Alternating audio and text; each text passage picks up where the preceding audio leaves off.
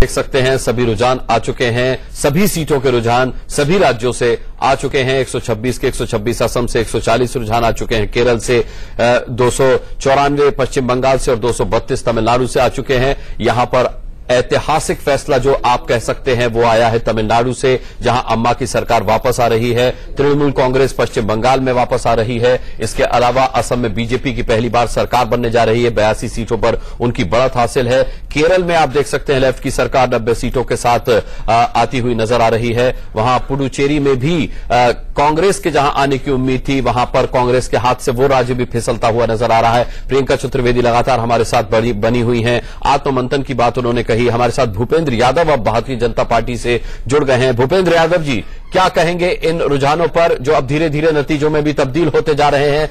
असम वाकई में बीजेपी के लिहाज से बहुत अच्छा रहा, लेकिन बाकी राज्यों में डब्बा गोल है आपका, केवल उपस्थिति मात्र दर्ज करा पाए आप।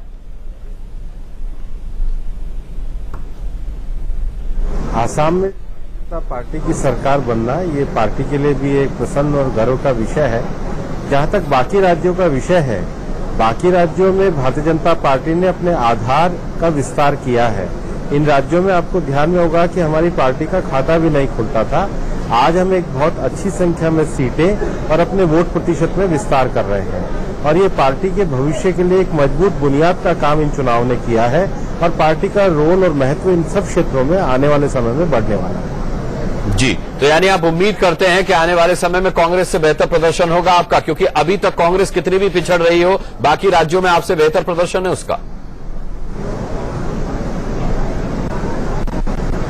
देखिए, कांग्रेस पिछड़ भी रही है, कांग्रेस सिकुड़ भी रही है, और कांग्रेस जो पिछले 67 सालों में जिस तरीके से उन्होंने देश को एक बैड गवर्नेंस दी, देश को जिस तरीके से वोट बैंक की राजनीति में बांटा, लोकतंत्र को परिवारवाद में उन्होंने कैद किया, और आज तो सबसे बड़ी बात है कि कांग्रेस ने 67 सालों में देश के रक्षा सौदों के हर सौदे में दलाली का कांग्रेस के समय में शासन में आरोप सामने आया है, और तथ्य भी सामने आए हैं।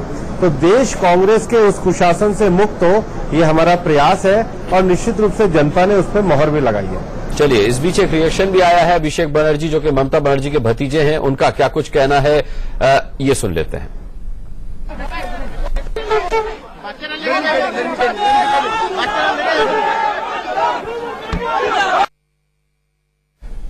रिएक्शन ठीक ढंग से हम तक पहुंच नहीं पाए, जैसे ही रिएक्शन इनका आएगा हम दिखाएंगे। प्रदीप जी, आप पश्चिम बंगाल पर कुछ कहना चाह रहे थे?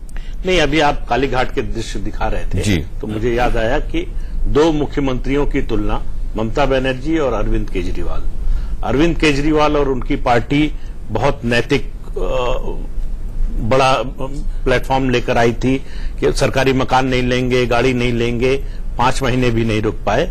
ममता बनर्जी ने चुनाव 2011 में जीतने के बाद उन्होंने सरकारी जो आवास है मुख्यमंत्री का, जाने से मना कर दिया। कहा कि मैं लोगों के बीच में रहूंगी, अगर लोगों से कट गई तो मेरे लिए राजनीति करना मुश्किल हो जाएगा। इसलिए आज भी वो छोटे से मकान में कालीघाट के अपने पुराने वहीं पर रहती हैं, हवाई चप्पल के साथ। जी हाँ। तो देखिए, ये बिना इसका उन्होंने कोई प्रचार नहीं किया, इसके उन्होंने होर्डिंग नहीं लगाए, और इसका सरकारी खर्चे पे कोई प्रचार नहीं किया कि मैंने सरकारी बंगला नहीं लिया। तो जो आचरण से आप दिखाते हैं, जनता पर उसका ज्यादा असर होता है। लोग आप क्या कह रहे हैं इससे ज्यादा प्रभावित होते हैं आप क्या कर रहे हैं। तो ममता बनर्जी की आज जो ये बड़ी जीत दिखाई दे रही है, उसमें उनके रहन सहन, आचरण, उनकी राजनीति, लोगों से जुड़ाव, ये सब शामिल है जी। और लेफ्ट और कांग्रेस, देखिए जो पहले मैंने कहा कि दरअसल वो 2 जीरो मिलकर 0 ही बने। लेफ्ट और कांग्रेस का मिलना, लेफ्ट से पश्चिम बंगाल के लोग नाराज नहीं, त्रस्त हैं। 34 साल की सत्ता से छुटकारा मिला है उनको, फिर वो इस बात का तसव्वुर भी नहीं करना चाहते कि लेफ्ट फिर से लौट कर आ सकता है। ये गलती कांग्रेस ने की, जल्दबाजी में की, कि अगर कांग्रेस को अगर पश्चिम बंगाल में खड़ा होना है तो उसको लेफ्ट से अलग होकर ही वो खड़ी हो सकती है। लेफ्ट के साथ जाकर कांग्रेस के लिए कोई भविष्य पश्चिम बंगाल में नहीं बनेगा। तो इसलिए जो पश्चिम बंगाल, देखिए 2 चीजें हुई, एक तो आप पर आरोप भी लगा कि एक जगह आप लड़ रहे हैं, दूसरी जगह साथ में हैं। तो क्या कारण है भाई, कौन सी ऐसी आइडियोलॉजी है जो पश्चिम बंगाल में आपको साथ जोड़ती है और केरल में आपको अलग करती है? तो कांग्रेस को यह सोचना पड़ेगा कि दोनों तरह की, किसी भी राजनीतिक दल के लिए, कांग्रेस के लिए ही नहीं, एक शॉर्ट टर्म पॉलिसी होती है, एक लॉन्ग टर्म भी होती है कि पार्टी को कैसे खड़ा किया जाए। पश्चिम बंगाल वो राज्य है जहां एक समय कांग्रेस का राज था। आज वो दूसरे तीसरे नंबर की अगर पार्टी बन गई है तो उसके क्या कारण है, ये उसको सोचने की जरूरत है। जी, आइए पश्चिम बंगाल का एक बार आंकड़ा देख लेते हैं। पश्चिम बंगाल में आप देख सकते हैं बहुमत से 66 सीटें अधिक अभी दीदी लाती हुई नजर आ रही हैं। पश्चिम बंगाल में 294 सीटें हैं। बहुमत का आंकड़ा जो है वो 148 है, लेकिन 214 सीटों पर बढ़त हासिल है ममता बनर्जी की पार्टी टीएमसी को, और ये इस वक्त बम्पर जैकपॉट है पश्चिम बंगाल के लिए टीएमसी का। प्रियंका चतुर्वेदी जी, क्या आप इत्तेफाक रखती हैं जो प्रदीप सिंह जी ने कहा कि अगर आप पश्चिम बंगाल में इंडिपेंडेंटली लड़ते, आप लेफ्ट के साथ नहीं आते, तो इससे बेहतर प्रदर्शन हो सकता था आपका? देखिए, हाइंडसाइट पे तो अगर ऐसा करते तो शायद और भी अच्छा करते, नहीं करते तो शायद बुरा करते। ये सब सोचना होगा कि क्यों हमारा जो अंडरस्टैंडिंग थी वो सक्सीड नहीं हुई। पर ये बहुत स्पष्ट हो गया है कि सेकेंड लार्जेस्ट पार्टी उभर कर हम आ रहे हैं वेस्ट बंगाल में, तो आने वाले समय में इस पोजीशन को हम और स्ट्रेंथन करेंगे और कोशिश करेंगे कि एक रिस्पॉन्सिबल ऑपोजिशन वहां पर बने और लोगों का विश्वास जीते, और शायद आने वाले समय में सरकार भी वेस्ट बंगाल में बनाए। प्रदीप जी बोल रहे थे हमारी सरकार होती थी, तो शायद आने वाले समय में 5 साल तक का उनको और मौका मिला है तो हम सरकार भी बनाए।